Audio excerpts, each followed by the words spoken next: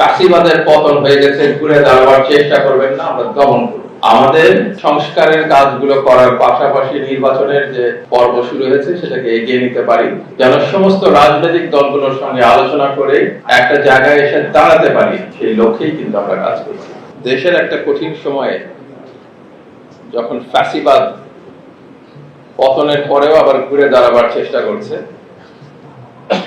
জনগণের মধ্যে বিভক্তি আনার চেষ্টা করছে, সাম্প্রদায়িক অশান্তি করার চেষ্টা করছে, তখন আপনার সেটা প্রতিহত করার উদ্যোগ নিয়েছে। বাংলাদেশের সমস্ত প্রান্তরে যখন মানুষ আবার ঐক্যবদ্ধ হচ্ছে, চট্টগ্রাম সেই ঐক্যের পথ দেখে দিয়েছে। আপনাদের সবাইকে আবারও অভিনন্দন।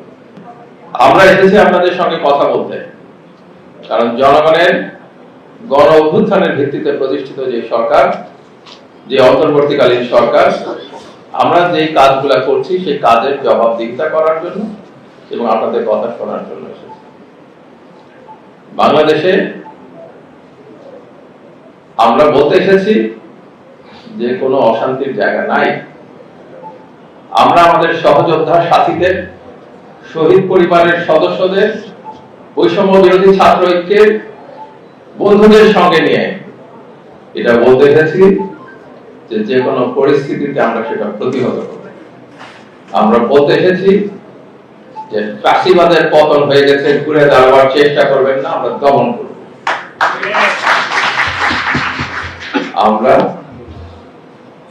আগামী দিনগুলোতে যেন শহীদ পরিবারকে সঙ্গে নিয়ে, আহতদের পাশে থেকে এবং ছাত্র জনতার আন্দোলনের লড়াকু বন্ধুদের সঙ্গে নিয়ে বাংলাদেশের অগ্রযাত্রাকে এগিয়ে নিতে পারি।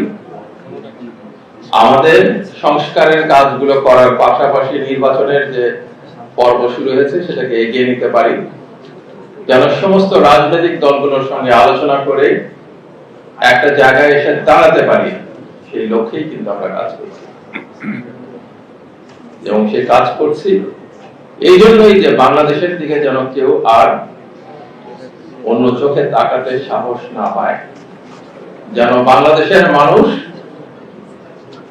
এই দেশের সাহসী জনতা সমস্ত আগ্রাসনকে যেন প্রতিহত করার জন্য তৈরি থাকতে পারে, সেটা জানিয়ে দেওয়ার জন্য কিন্তু আসে। সর্বশেষে যেটা বলবো, চট্টগ্রামের অনেক সমস্যা আছে।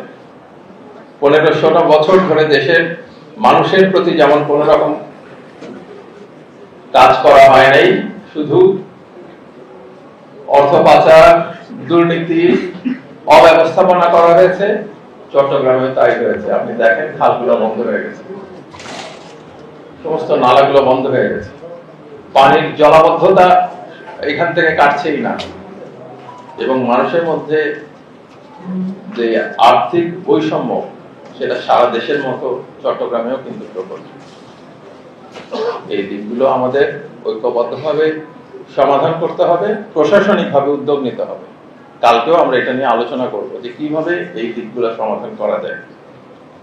আপনাদের দিক নির্দেশনা, আপনাদের সহযোগিতা, আপনাদের পরামর্শ আমাদের পাথে